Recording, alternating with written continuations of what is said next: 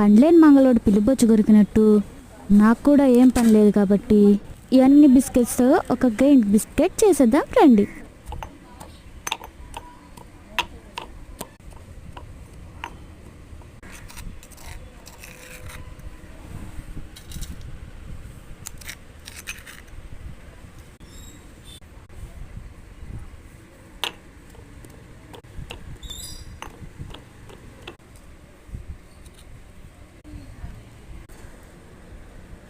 Biscuit అయితే ready అయిపోయింది. చూసారా ఎంత బాగుందో.